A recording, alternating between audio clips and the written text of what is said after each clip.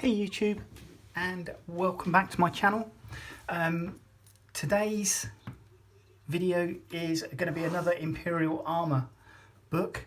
In this instance it's Imperial Armour Volume 5, which is part 1 of a 3-part series called the Siege of Vraks. The book itself, first published 2007. I can't see it on the Forgeworld website anymore, but I'm sure, no doubt, that if you were to peruse eBay or other auction sites, you may be able to pick up a copy.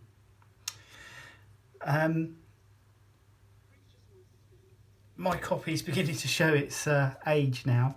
A few bits and pieces, a bit tatty on the spine, but it's still a great book. And once again, Forgeworld have produced a fantastic book in a scenario which you can then act out within your games of 40k. So if we dive into it, obviously you get the first bit and then the introduction by Warwick Kinraid in March 2007. Some lovely artwork for the Siege of Vraks with a Macarius heavy tank in the front. Now the first two pages, again, is a planetary survey of the Vraks planet, and it just gives you the details of its size, what its gravity is, what its rotational speed is, what its climate's like, that sort of thing, and then a breakdown of what's on there with regards to forces, etc., and its history. Moving on, we go into chapter 1, which is the Fall of Vraks. Now, the basis of the story is that a long-standing cardinal dies, promotes his understudy to the new rank, or rather his understudy gets promoted to the new rank, and his understudy then decides to go on a pilgrimage, taking in all the worlds that come under his purview. However, on Vraks, he starts to sort of like overstep his boundaries, and that starts to worry the Ordo Hereticus, that this particular cardinal is starting to gather power around him. So the Ordo Hereticus decide that they're going to assassinate him, only they cock it up. So that then gives the new cardinal, who's called Zafan, the legitimacy to start his revolution on Vraks, and it is basically the story of the Imperium taking back the planet from him. Now, that's what chapter 1 discusses, and then chapter 2 deals with obviously the coming war, etc., and the forces that are sent to deal with it. Now, the main Imperial Guard regiment or regiments that are sent to deal with the Siege of Vraks are predominantly from the Death Corps of Krieg. Now, Death Corps of Krieg are a Forgeworld army. You can only order them from Forgeworld, much like the Elysian drop troops were, which have been discontinued, unfortunately. So Forgeworld, bring them back, please. Or at least Games Workshop, do some drop troops as an Imperial Guard choice, please. So, and obviously the first few things detail the Krieg as they come into the planet. And one of the first colour plates that we have depicting troops is this lovely Death Corps of Krieg infantryman. I get a very distinctive World War I German stormtrooper vibe from the Death Corps of Krieg, which I think has clearly heavily influenced the designers in this particular army. And you'll see that throughout the Death Corps. So, as I say, the first part of the book deals with the history of or the story of the campaign so far, and it's like something like the first 7 to 10 years of the siege. And then as we go on, obviously we go further, we have some absolutely gorgeous artwork, which I'll show you in a second, but we also have some really fantastic units that are introduced with the Death Corps Krieg riders, which are basically cavalry mounted on genetically modified horses, with I think they're explosive tipped lances. But moving on, we get these lovely colour plates in much the same way that we did in Imperial Armour 3. And talking of that, you will obviously notice that I've jumped from 3 to 5.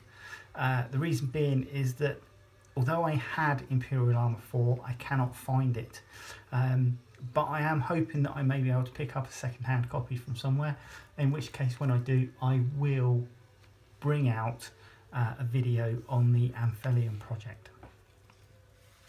So, as per usual, you get fantastic artwork, you get fantastic photographs, and what I understand is that Forgeworld built the baseboard for the Siege of Vraks, and a lot of their photography is the miniatures on this baseboard, and you'll see that throughout the book.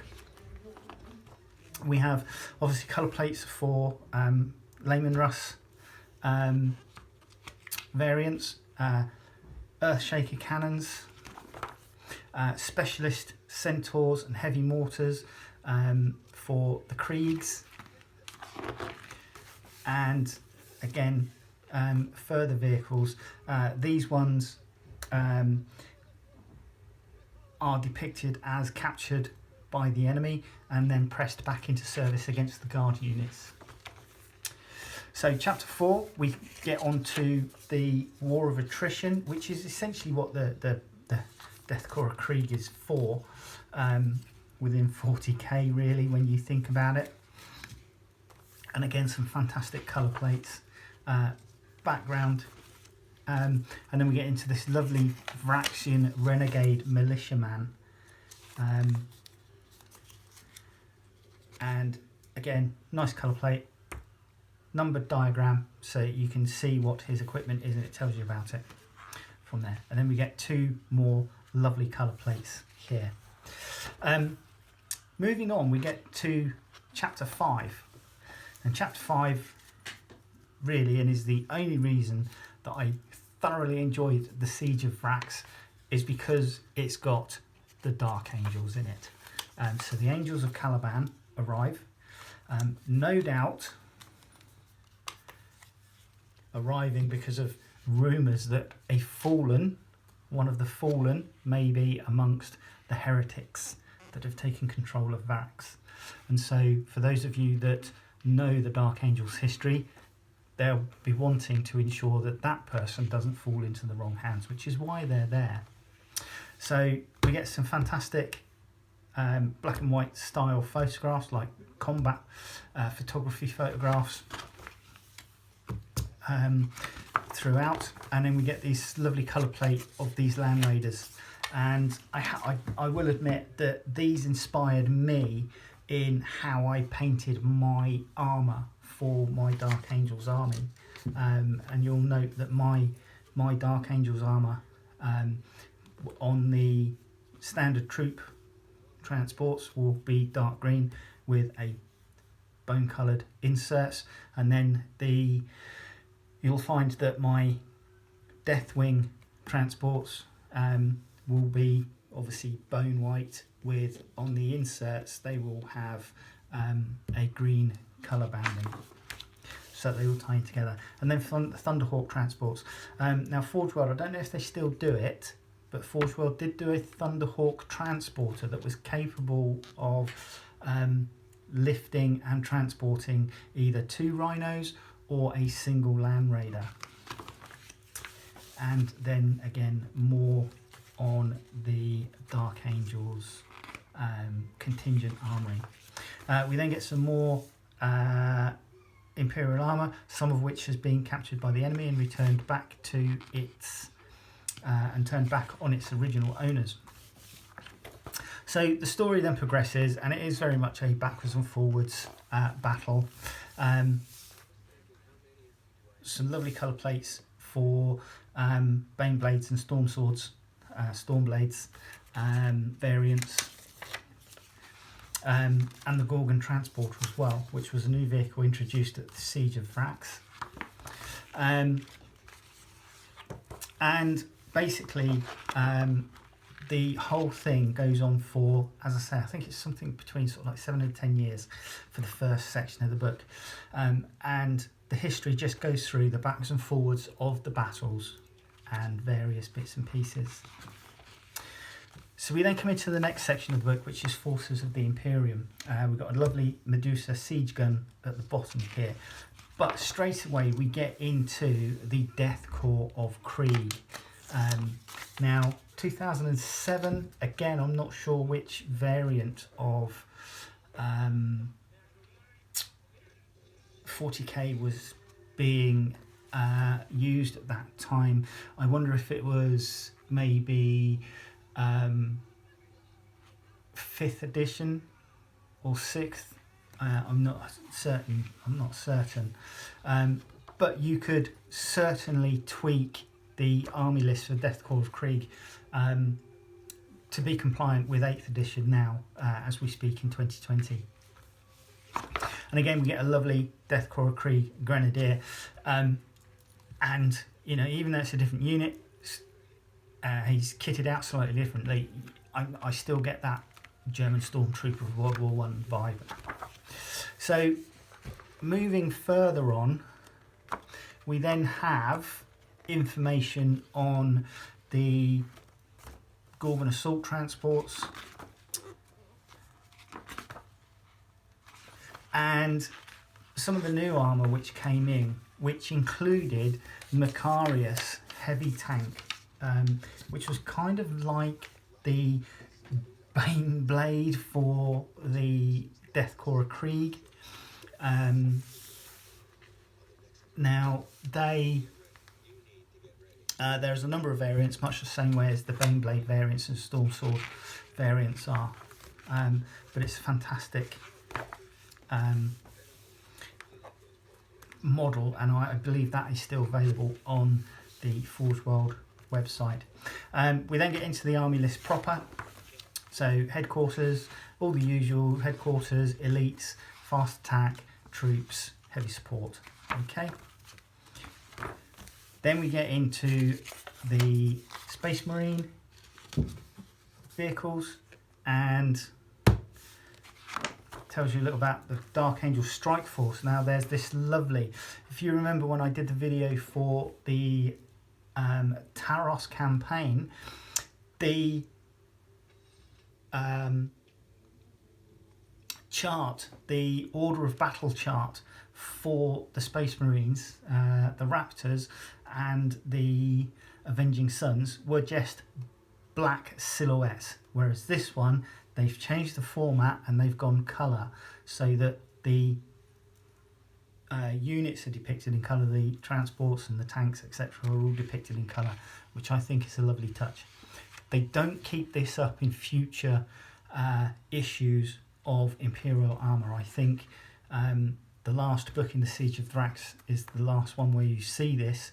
I have not seen I've got the Imperial Armour number 8, but I haven't seen anything in Imperial Armour 8. So again, a nice Terminator squad, definitely Terminator squad, tactical squads, and then just some information and that.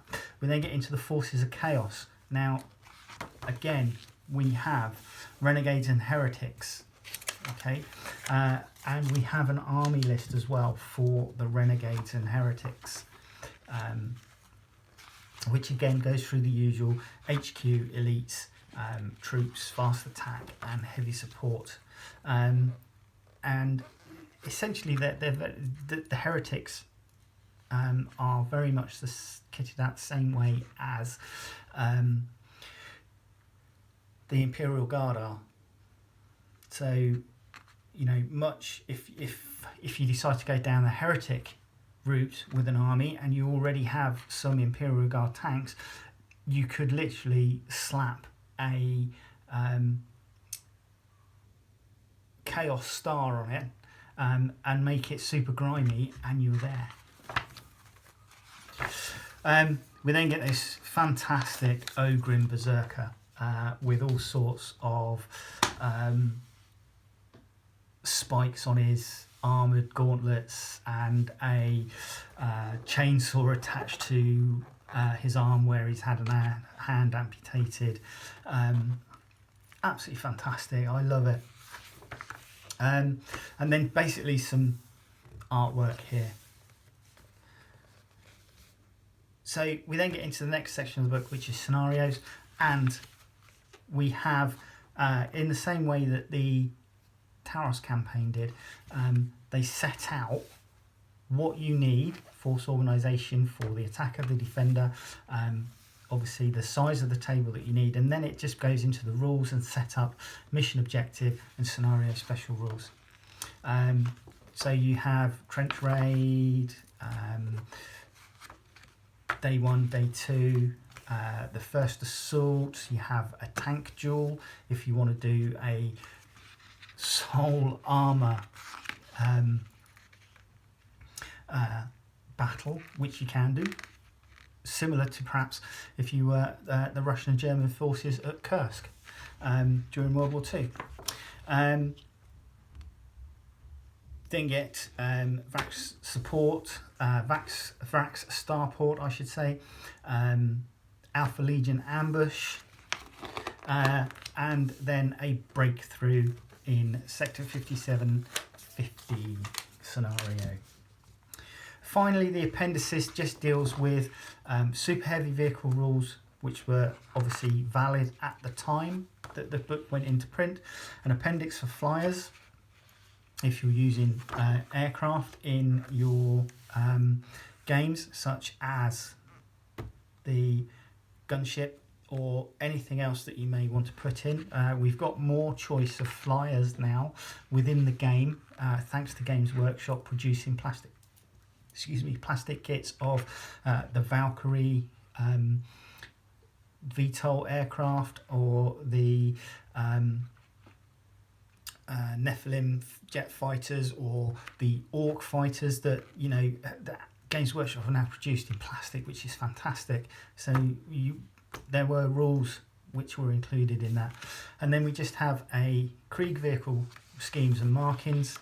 We have this rather gorgeous, I must say, colour plate of 2 Macarius heavy tanks. The plate reads, the text plate reads, 2 Macarius heavy tanks of 61st Tank Regiment move across no man's land during the advance to the inner defence lines. Macariuses and Baneblades fulfill the same battlefield role, with the Macarius filling in for a lack of available Baneblades. 61st Tank Regiment's order of battle for the start of the Vraks campaign shows it had only 8 Baneblades and 3 Stormblades, and 26 Macarius, filling out the rest of the heavy tank companies. So that's the final section, really, and it just goes into other Imperial armour books. So this is book 1 of a 3-part series, The Siege of Vraks, Imperial Armour, Volume 5, Part 1.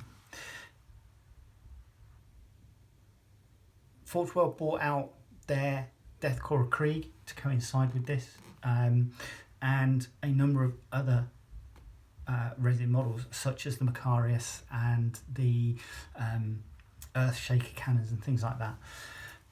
The book itself, once again produced by Forgeworld, is gorgeous. I know I gush over these a little bit, but that's because they are so well produced and lovingly loving artwork, basically, the way that they're done. So if you want a copy, as I say, I don't think, I know it's not in print at the moment. I haven't seen it on the Forgeworld website. I did a search just before I did this video, but I'm sure you can pick up a copy secondhand off of auction sites, internet auction sites. So that's part 1. I will do part 2 again, or I will do part 2 in a week or so's time, and then I will do part 3 a week or so after that. And I hope that you will join me for the next bit. Okay, thank you. Bye-bye.